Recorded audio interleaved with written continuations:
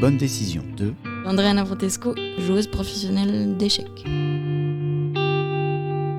Un podcast original de Vincent Posé.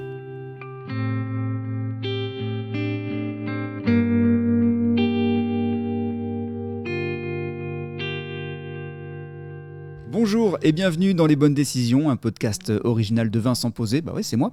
Et pour cette première saison, je vais converser avec des personnalités, notamment de la Manche, avec comme double objectif de dresser un portrait de mon invité, et puis d'essayer si possible de mieux comprendre ce qui nous pousse à prendre des décisions, qu'elles soient cruciales ou pas. Enfin plutôt crucial, faut qu'il y ait dans le jeu. Vous le savez peut-être, moi je suis auteur, comédien, metteur en scène et puis chef d'entreprise. Et depuis plus de 20 ans, je pratique l'improvisation théâtrale et théâtre improvisé. Et puis ce podcast, il permettra aussi d'interroger cette notion dans des domaines bien plus vastes que celui du théâtre. On ouvre donc cette série de podcasts, Les Bonnes Décisions, avec une invitée qui vient de Saint-Lô, mais qui exerce aujourd'hui un petit peu partout dans le monde. Si elle a peut-être peur de l'échec, elle n'a pas peur des échecs, puisque c'est devenu son métier. Elle est grand maître international de la discipline et membre de l'équipe de France. 6 titres de championne de France junior entre 2008 et 2015. Et aujourd'hui, elle participe à des tournois un petit peu partout dans le monde. Elle a même été ambassadrice de la team Vitality, spécialisée dans l'e-sport, et elle anime des lives sur Twitch, notamment. Andrea Navratescu, bonjour. Bonjour Vincent. Alors première décision à prendre, est-ce que nous nous vous voyons ou est-ce que nous nous tutoyons dans ce podcast ?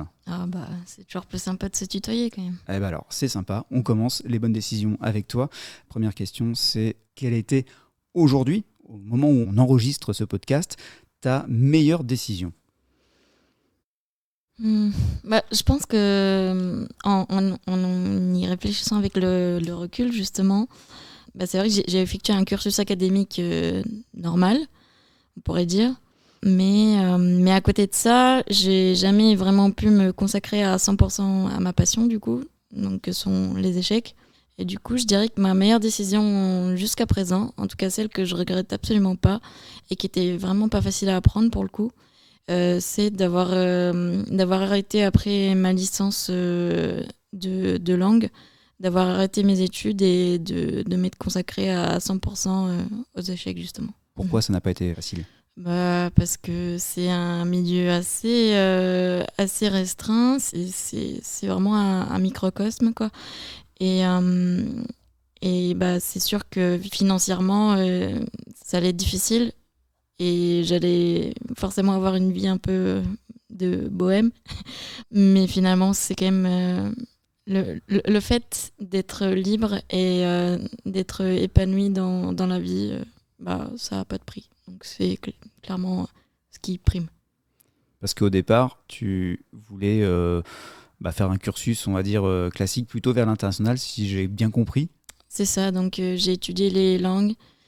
J'ai fait une licence bilingue anglais-espagnol, j'ai fait 6 mois à Barcelone en Erasmus et je me prédestinais effectivement à, pourquoi pas être interprète ou même professeur, parce que j'ai toujours eu un attrait pour la communication et avec les autres et avec les langues, et du coup effectivement c'était en tout cas ce que je pensais que ça allait être ma vie quoi.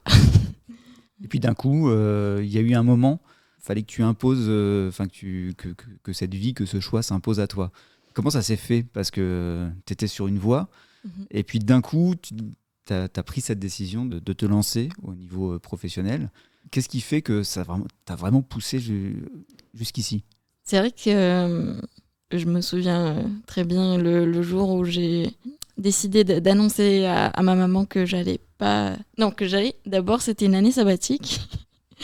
Et donc, l'année sabbatique écoulée, je lui ai dit, écoute, ça va pas être possible de reprendre les études. Et elle m'a vraiment fait la gueule. Parce qu'elle savait très bien que c'était relativement précaire, vu que mon père fait partie de ce milieu. Et donc, elle, qui est prof de maths, elle m'a toujours poussé à aller vers les choix de carrière sûrs, entre guillemets. Et donc, c'est à ce niveau-là que... En fait, c'était surtout... Moi, je savais que c'est vraiment ce que je voulais faire. Après, il fallait convaincre les personnes qui m'entourent aussi. Et donc, ouais, ça n'a pas été évident. Convaincre ta mère dans un premier temps, Ouais, déjà. c'est ça. Et après, une fois que tu as réussi, t'as franchi ce cap-là, comment tu t'es organisé? Parce que tu étais en année sabbatique, Mm. et puis derrière, faut trouver des solutions pour pouvoir en vivre. Comment ça s'est passé? C'était quand aussi? C'était en 2019. Et puis même au début, plus ou moins, parce que je me suis sentie un petit peu obligée, mais je fais aussi quelques remplacements en tant que professeur d'espagnol. Donc je savais que je voulais être dans les échecs, mais finalement, ouais, j'étais pas non plus à 100% dès le départ quand j'ai commencé à... Enfin, quand j'ai arrêté les études, quoi. Et donc, c'est vrai que à ce moment-là, ouais, j'étais perdue. Enfin, je suis toujours perdue, mais mais encore plus que maintenant. Et donc, je vivais encore chez mes parents. J'allais de tournoi en tournoi. Je faisais 1 ou 2 mois de remplacement par-ci par-là. Et puis voilà, je me disais, bon, je vais gagner le temps que j'accumule un petit peu d'argent pour pouvoir être à 100% indépendante, avoir mon appart, avoir que des trucs à moi, quoi. Le temps que ça se fasse, fallait que j'accumule un petit peu. Et donc, j'ai dû faire des petits boulots en même temps, quoi. Et puis là, aujourd'hui, justement, t'en es où? Est-ce que tu as encore des petits boulots à côté ou est-ce que tu te dédies à 100% vraiment aux échecs? Alors, c'est marrant parce que justement, cette question, je me la pose à peu près tous les ans. Et en fait, même en janvier de cette année, c'était une période un petit peu compliquée pour moi, le confinement. Et je pensais reprendre mes études. Les vieux démons étaient revenus.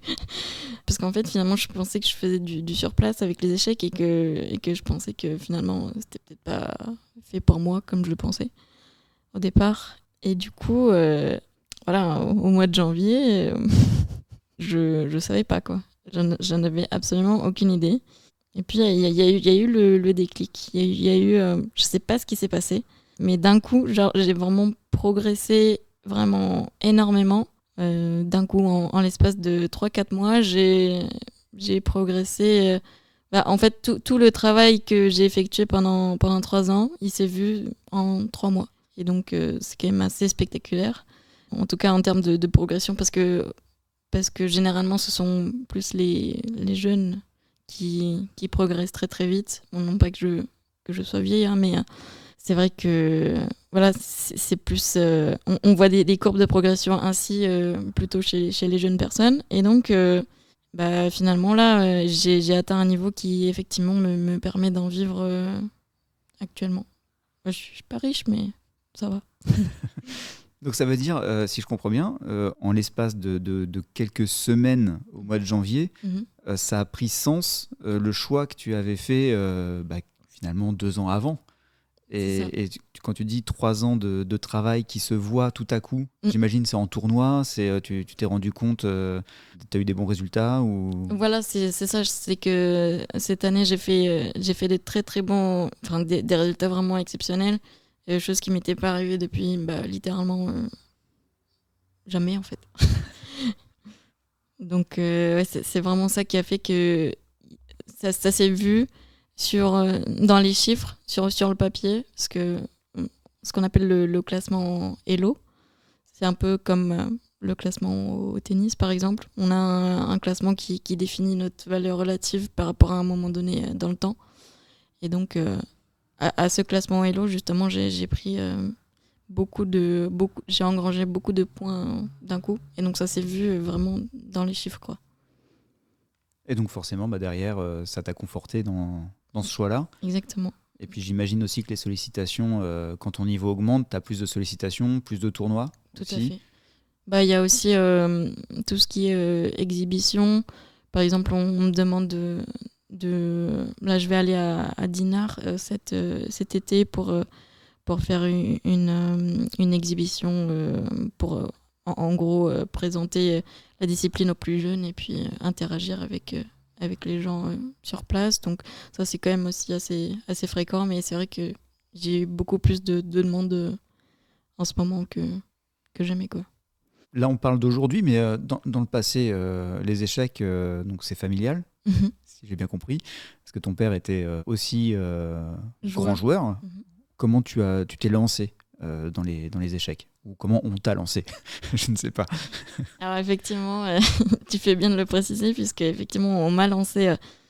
J'ai commencé très très tôt, à 5 ans. Bah, c'est vrai qu'à 5 ans, tu préfères jouer avec les poupées Barbie que de pousser des bouts de bois sur un plateau, normalement. Mais c'est vrai que mes parents, ils ont toujours eu cette exigence avec moi dans tout ce que je faisais, cette exigence de l'excellence finalement. Et il y avait quand même, il y a quand même de la pression aussi, je vais pas le nier. Mais finalement, avec le recul, en fait, c'est plutôt, je dirais, l'amour de la compétition qui m'a fait carrément plonger dedans, parce que bah, c'est vrai que j'ai quand même un esprit relativement compétitif, et puis c'est plutôt satisfaisant, de voir que les fruits de tes efforts sont là, quoi. Et qu'est-ce qui t'attire dans cet aspect compétition? Alors, j'ai vu que ton choix était plus sur, aux échecs, ce qu'on appelle le blitz, les parties rapides.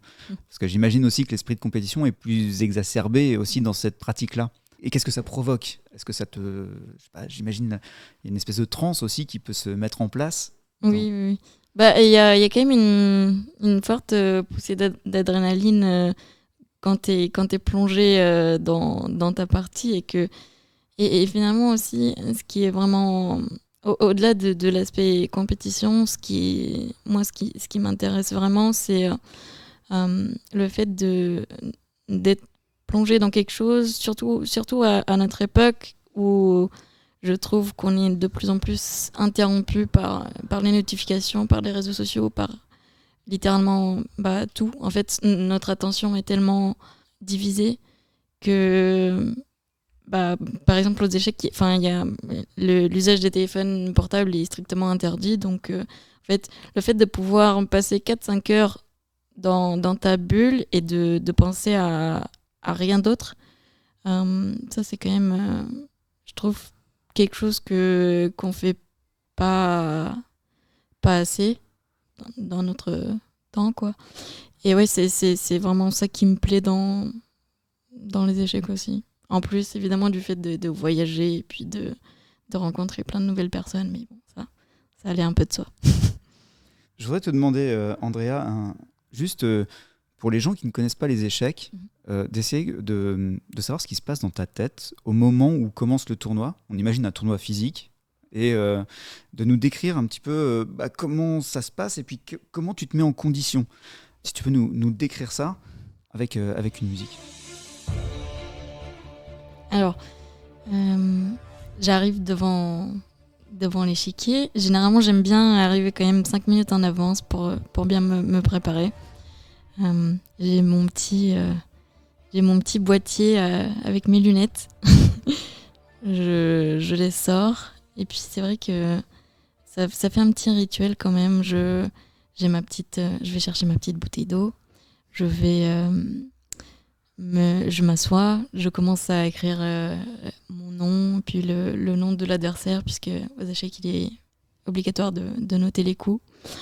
Et puis je me prépare, je visualise dans ma tête les coups que j'ai préparés en avance, puisque généralement, quand on est en compétition, on essaye de prévoir justement ce que l'adversaire va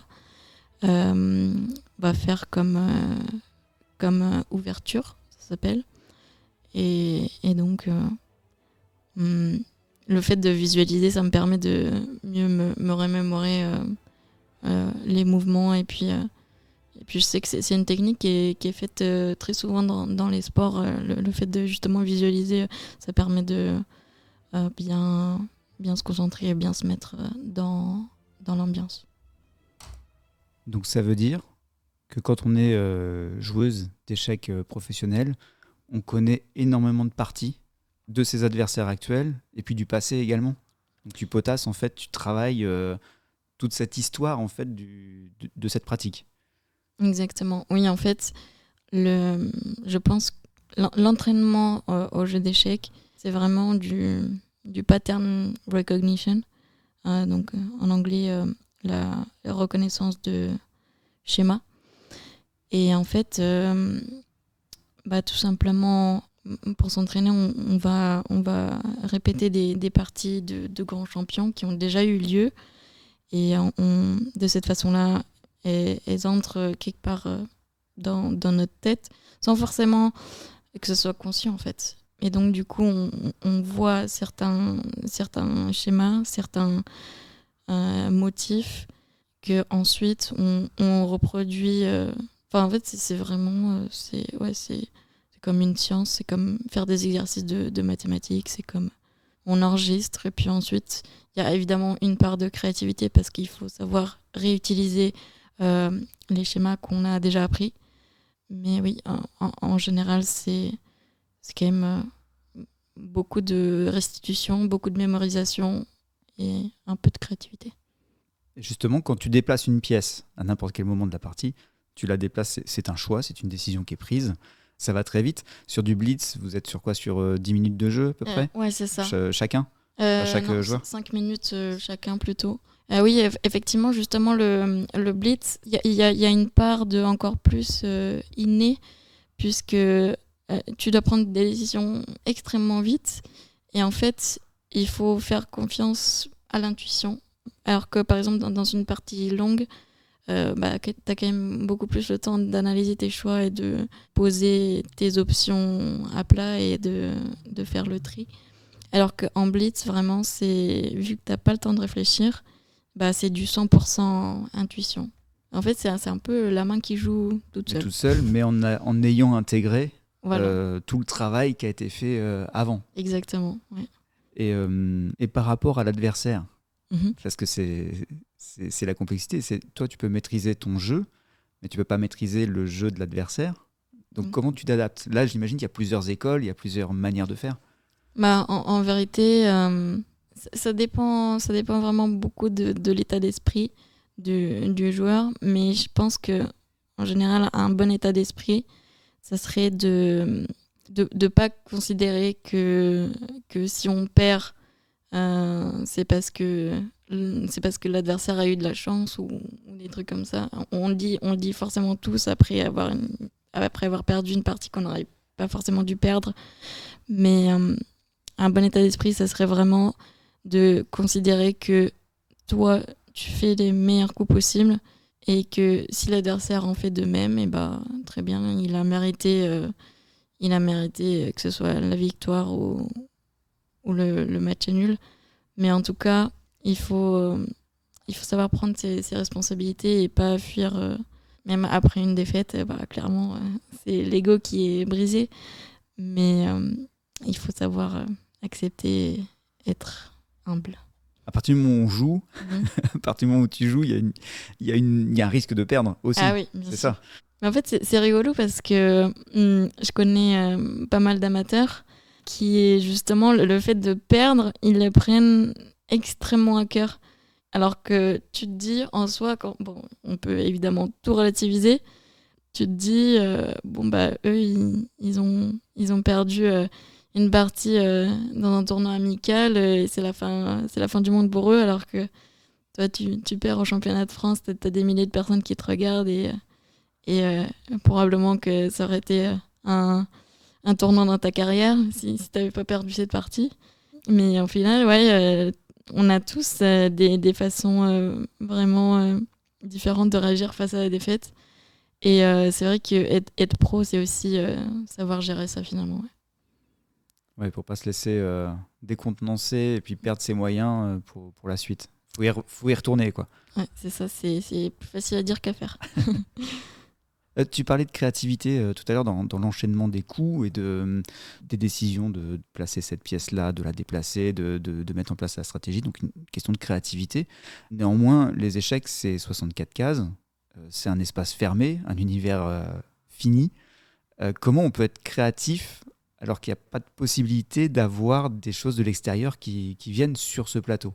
Alors, je suis pas exactement sûre de la stat que je vais donner, mais je pense qu'il y a plus de possibilités de parties aux échecs que d'étoiles dans l'univers. C'est un truc dans le genre. Et en fait, finalement, la créativité, elle réside dans le fait que chaque personne a une personnalité, chaque personne est unique. Et du coup, finalement, bah, ça peut carrément se voir dans sa façon de jouer aux échecs, finalement. Pour donner un exemple plus concret, quelqu'un de plutôt impulsif va avoir tendance à être très agressif sur l'échiquier, dans le sens où il va chercher à attaquer à tout prix, alors que quelqu'un qui d'habitude est très très calme dans la vie, et ben, il va avoir un jeu plus posé, il va avoir de la patience, etc. Moi, par exemple, je suis très impatiente dans la vie. Et donc, bah, parfois, j'ai envie de gagner vite. Et du coup, ça se retourne contre moi parce que parfois, j'ai pas la patience de finir la partie. Et du coup, je perds bêtement. Alors, est-ce que ce serait pas une contradiction avec une interview que tu as pu donner il y a quelques temps en disant que tu avais un jeu de mamie? Alors, de mamie impatiente, je ne sais pas. Euh, non, en fait, j'ai un jeu plutôt, vu que je suis d'origine roumaine, et donc mon papa est effectivement, bah, c'est mon entraîneur, quoi. Et c'est vrai que généralement, l'entraîneur transmet sa façon de jouer à l'élève, et du coup, c'est vrai que j'ai appris pas mal de lui, et j'ai quand même beaucoup son style en général, mais bon, d'un autre côté, c'est vrai que enfin, j'ai encore pas mal de choses à améliorer. Et oui, comparativement aux autres filles, aux autres gens de ma catégorie Hello et de mon niveau, j'ai un jeu plutôt calme. Mais c'est pas pour autant que parfois je m'impatiente. C'est intéressant justement dans ce que tu dis. Ce qui me frappe, c'est que tu es dans une école, en tout cas dans une transmission. Et aujourd'hui, qu'est-ce que tu en as fait? Comment tu as mis ta patte aussi personnelle? Puisqu'au départ, j'imagine, tu apprends, tu découvres, tu vas dans cette filiation et dans cette école de pensée. Puis aujourd'hui, tu gardes cette base-là, ces racines, et derrière, tu vas l'agrémenter de choses plus personnelles. Donc, comment ça se fait ça pour toi? Parce que c'est difficile, j'imagine. Alors oui, certes, on va chercher à reproduire en fait des schémas déjà connus, mais en fait, pour parler plus concrètement, quand on arrive à la fin de la préparation, donc à la fin de ce qu'on avait envisagé au préalable, bah, on est livré à soi-même. Et donc c'est à ce moment-là que bah, justement le côté personnel intervient, puisque il faut savoir bah, réfléchir par soi-même, alors que on connaissait déjà le début de la partie souvent. Donc en fait, c'est vraiment après la préparation d'ouverture, et justement après avoir vu un certain nombre d'idées et de plans dans le milieu de jeu, que le côté personnel intervient, quoi. Mais c'est vrai que oui, d'abord il faut apprendre les bases, et ensuite avec des bases solides tu peux construire par-dessus. Mais c'est vrai que on commence pas direct en haut, et puis c'est pas très logique de dire directement que je suis quelqu'un de très créatif, alors qu'en fait juste bah, tu n'as pas les bases. Voilà. Sur le jeu, sur les moments de jeu, est-ce que ça t'arrive des fois d'être en lâcher-prise totale, lié à peut-être la surprise d'un coup qui a été joué? Et en fait, tu parlais d'intuition tout à l'heure, de vraiment faire confiance à, je ne sais pas, ce concept, à cette intuition. Effectivement, à des moments donnés, surtout quand il y a très très peu de temps qui reste à la pendule, euh, même parfois pendant mes parties, je vais même penser à d'autres choses, complètement d'autres choses qui n'ont rien à voir avec les échecs. Des fois, je me chante des chansons dans ma tête. Qu'est-ce que je vais faire à la fête de la musique, tout ça. Mais ouais, parce que habituellement, les parties, ça dure de 4 à 5 heures. Donc en fait, on peut aller se balader, on peut aller fumer. Bon, je fume pas, mais il y a un coin fumeur généralement. Et on peut même... Enfin non, on n'a pas le droit de discuter, mais bref, on peut se balader, on peut prendre un petit goûter. Voilà. Et, Pendant que l'autre joueur réfléchit à son coup. voilà, exactement. Ça, c'est ça. Et donc, ouais, c'est à ce moment-là où tu te dis, bon, j'ai besoin de déconnecter mon cerveau 2 secondes parce que, évidemment, être concentré pendant 4-5 heures de suite, c'est pas possible. Donc, en fait, c'est vraiment des durées de 15 à 20 minutes de concentration intense. Puis après, on déconnecte le cerveau, on se dit, bon, faut que je garde un petit peu d'énergie parce que sinon, ça va pas le faire, je vais pas pouvoir finir la partie parce que c'est vrai que c'est quand même hyper intense. Et très souvent, à la fin des parties hyper difficiles qui ont duré longtemps, j'ai mal au crâne. Tu parlais tout à l'heure, dans la première question, c'était quelle était ta meilleure décision, donc de te lancer, même si ce n'est pas facile. Je vais te faire écouter, en fait, en 1992, il y avait Judith Polgar qui est venue à Paris. Et j'ai retrouvé un bout de reportage et je vais te faire écouter le témoignage de Valérie Saloff qui jouait justement face à cette championne. Le joueur masculin est très handicapé. Je jouais contre elle à Madrid et pour moi c'était très très difficile. Et parce que c'est jeune fille seulement, c'est très très très émotionnel, c'est très difficile à concentrer. Très difficile de se concentrer face à Judith Polgar qui avait 16 ans à l'époque. Ben ouais, c'est l'un des défauts majeurs, si je peux en trouver. Mais en fait, c'est pas vraiment un défaut du jeu en soi, c'est plutôt un défaut du monde qui est autour. Parce que c'est vrai que les échecs, fondamentalement, sont un jeu de guerre. Donc un jeu où tu dois détruire ton adversaire. Et que, évidemment, sociétalement, c'est quand même réservé plutôt aux garçons.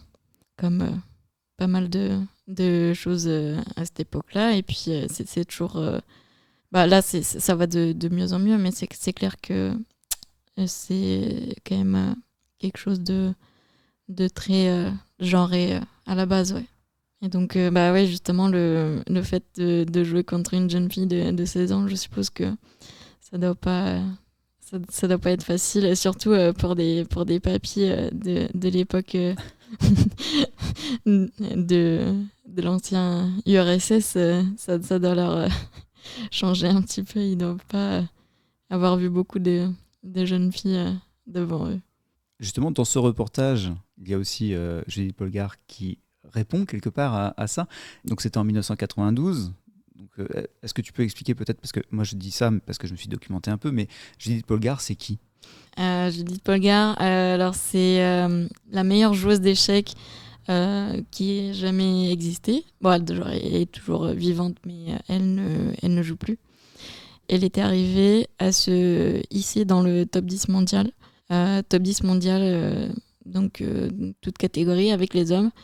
Alors que c'est la seule femme à jamais l'avoir fait. C'est quand même assez extraordinaire parce que, bon, c'est vrai qu'en général, les femmes ont quand même un niveau moindre par rapport aux hommes, vu que forcément, on est littéralement 5, voire 10 fois moins en termes de proportion. Donc statistiquement, il y a quand même moins de chances d'avoir des femmes très très fortes. Mais pourtant, elles... c'est l'exception. Ça prouve aussi une force de caractère assez phénoménale, je trouve, d'être resté à un top niveau aussi longtemps et et d'avoir réussi à prouver justement malgré ce que les gens disaient, en fait, elle s'en foutait quoi. Quand dans le reportage on lui posait la question comment est-ce que ça se fait qu'elle joue avec des hommes, voilà ce qu'elle répond. Tout simplement parce que le niveau est largement plus fort. Le problème, c'est qu'il n'y a pas tellement de femmes qui jouent aux échecs. Et elles ont une autre éducation. Elles font plutôt le ménage, élèvent les enfants et tout ça. Alors que les hommes vont gagner leur vie et travaillent. Donc dans le sens, quand on est homme, c'est plus facile quelque part d'être professionnel parce que c'est son métier. Ça devient le métier. Pour une femme, ça reste... là, c'est en 1992. Alors, je ne sais pas si aujourd'hui, ça a changé... j'espère que ça a changé un petit peu quand même sur la vision du professionnalisme, en fait, d'être professionnel. Ça va de mieux en mieux. Mais tout comme la société en général, ça évolue. C'est pas du tout parfait. Mais il y a quand même pas mal de changements qui font dire qu'on est sur la bonne voie, quoi. Et les changements, il n'y a pas que la vision des femmes qui a changé. Il y a aussi l'image des échecs qui a changé. Et puis assez récemment, encore plus avec la série Queen's Gambit, le jeu de la dame. Et pas des échecs d'ailleurs, jeu de la dame. À ce moment-là, quand c'est sorti, pour toi, ça a été aussi des opportunités qui se sont ouvertes avec ce changement, ou en tout cas ce regain d'intérêt autour des échecs. Donc c'est là aussi où tu as pu te lancer un petit peu plus. Comment tu as fait ? Oui, effectivement. Donc le jeu de la dame nous a fait beaucoup de bien, dans le sens où ça a mis en lumière notre jeu, notre sport même. Mais en fait, je me suis fait la réflexion il y a quelque temps. Ce sont pas vraiment les échecs qui sont au cœur de la série. C'est plutôt une histoire d'addiction. En fait, ça aurait pu être les échecs comme n'importe quel autre jeu ou sport. Et là, il se trouve que pour nous, et heureusement, c'est les échecs. Mais en fait, finalement, l'histoire, c'est pas vraiment centré sur les échecs, quoi. Et donc, suite à l'énorme succès du jeu de la dame, on m'a proposé différentes interviews. On a commencé à effectivement se rendre compte qu'il y a un problème, puisque les femmes sont clairement sous-représentées aux échecs. Et on a commencé à se poser des questions sur finalement... je simplifie un petit peu la chose, mais dans le sens où c'est pas forcément très logique qu'il y ait des tournois spécialement réservés aux femmes, alors que les échecs, ça joue avec le cerveau. Donc, est-ce que ça serait un aveu de faiblesse de notre part, ou est-ce que ça serait... Voilà, on est en droit de se poser la question, en tout cas. Mais je m'emporte un petit peu. Enfin bref, du coup, suite au jeu de la dame, on m'a proposé pas mal d'interviews. J'ai fait même une interview pour Combini, j'ai fait un plateau de télévision même, très impressionnant. Donc c'est suite à ça, même sur Twitch, les audiences ont absolument explosé. Donc Twitch qui est un site de retransmission live. Et donc finalement, il y a pas mal de joueurs d'échecs qui s'y sont mis, dont moi, surtout pendant le confinement. Parce que c'est vrai que les gens, ils n'avaient pas grand-chose à faire, à part rester chez eux et regarder la télé. Et donc, effectivement, il y a pas mal de joueurs d'échecs qui s'y sont mis. Et les audiences qui démontrent de l'intérêt qui est porté au jeu ont tout simplement explosé. Donc, c'était vraiment un effet boule de neige. Et la vague a fait que ça a apporté vraiment beaucoup de nouveaux arrivants dans le monde. C'est quand même exceptionnel de voir à quel point ça a réussi, quoi. Mesdames et messieurs, bien le bonsoir. J'espère que vous allez bien. On est avec Xakil, prêt pour la game versus Vitality. Hold up, wait a minute. Ça, c'est une vidéo de la Team Vitality, puisque tu as fait partie de cette équipe de e-sport en France. Tu as été repérée, tu as été ambassadrice. Pour celles et ceux qui ne connaissent pas, globalement, le e-sport, c'est plutôt des jeux autour de la console. On est sur Fortnite, on est sur FIFA, Call of, etc., LOL. Bref, c'est tout un univers de sport virtuel. Donc il y a des équipes professionnelles qui se montent. Et donc toi, tu as été repéré par cette équipe qui est un peu la pionnière aussi en France, une des plus reconnues en tout cas. Comment ça s'est passé et comment ils se sont intéressés aux échecs ? Finalement, je pense que ça s'est fait un peu par analogie avec les Américains, puisque il y avait il y avait eu des joueurs d'échecs américains qui ont été pris dans les équipes e-sports, et donc en France ils ont voulu faire pareil tout simplement, et donc ils m'ont contacté sur Twitter. Suite aussi à l'interview Combini que j'avais faite, qui avait aussi pas mal marché. Et donc ils m'ont dit, écoute, on aimerait que tu sois ambassadrice de la Team Vitality. Moi, comme je fais un peu partie du monde de Twitch, je savais qui ils étaient, je savais ce qu'ils représentaient. Quand j'ai reçu le message, en fait, j'ai eu vraiment beaucoup de mal à m'en remettre parce que je n'en croyais pas mes yeux. En fait, c'était quelque chose de complètement fou. Parce que c'est même le CEO de Team Vitality qui m'a écrit en personne pour me dire qu'il voulait me recruter. Donc, c'était absolument incroyable. Et évidemment, j'ai dit oui. Et donc, de fil en aiguille, voilà, j'étais ambassadrice Vitality pendant 1 an. Au moment où on enregistre ce podcast, ce contrat en tout cas est terminé. Qu'est-ce que ça t'a apporté et est-ce que tu as des idées après derrière de développement peut-être pour dépoussiérer encore plus l'image des échecs et puis pour toi pour continuer à en vivre tout simplement? Oui, effectivement, ça c'est fini malheureusement. On ne peut pas leur en vouloir évidemment parce qu'ils ont décidé de se concentrer plus sur les jeux vidéo plus classiques entre guillemets, donc League of Legends, Rocket League, etc. Le marché des échecs n'est pas encore, voilà, pas encore mûr. Malheureusement, voilà, c'est un truc assez hybride et l'intérêt qui était là s'est peut-être un petit peu dissipé. Mais c'est pas grave, puisque c'est vrai qu'en ce moment, il y a quand même un intérêt de la part des entreprises en général, je dirais, pour le jeu d'échecs, puisque c'est vrai qu'on a une excellente image auprès du grand public. Même par exemple, j'ai animé un tournoi sur ma chaîne Twitch. En fait, ce que l'entreprise avait fait, c'est qu'ils avaient fait un tournoi en interne. Et puis la finale, ils l'ont joué en ligne. Et puis je commentais justement la finale en ligne. Et puis ça a permis de créer du team building. Ça a permis de leur donner de la visibilité. Et puis finalement, c'était un moment hyper convivial tout en alliant compétition et convivialité, quoi. Donc c'est vrai que ce genre d'événement, c'est de plus en plus demandé et moi je trouve que c'est une excellente idée. Donc on essaie plutôt d'aller vers le marché des entreprises en ce moment, vu que les échecs ont quand même une hyper bonne impression auprès de tout le monde.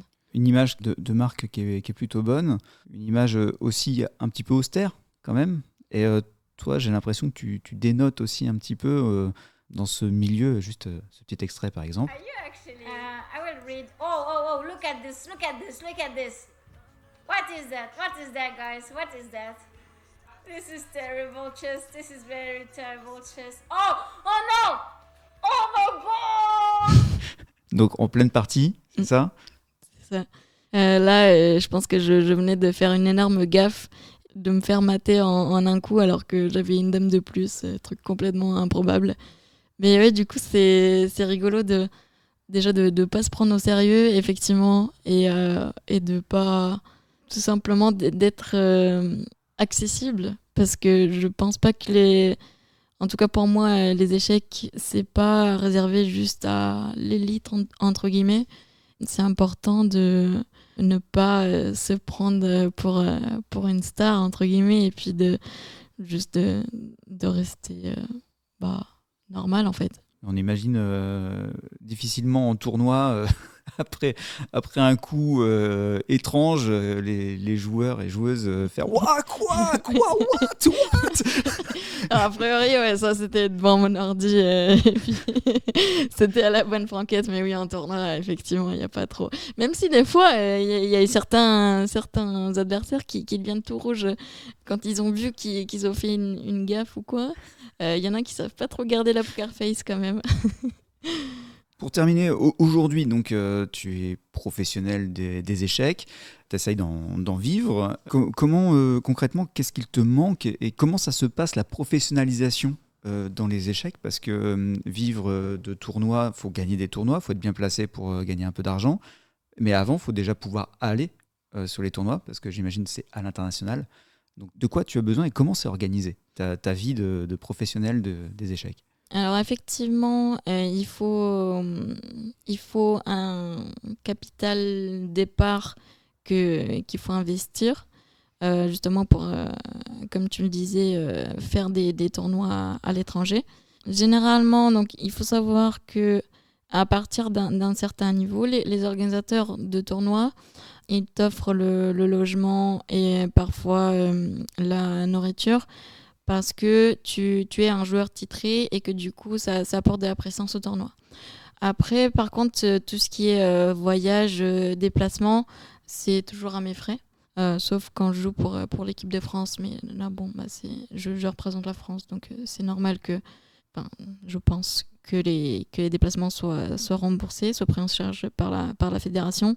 C'est vrai que comme les échecs, il n'y a pas beaucoup de visibilité, forcément, il n'y a vraiment pas beaucoup de sponsors.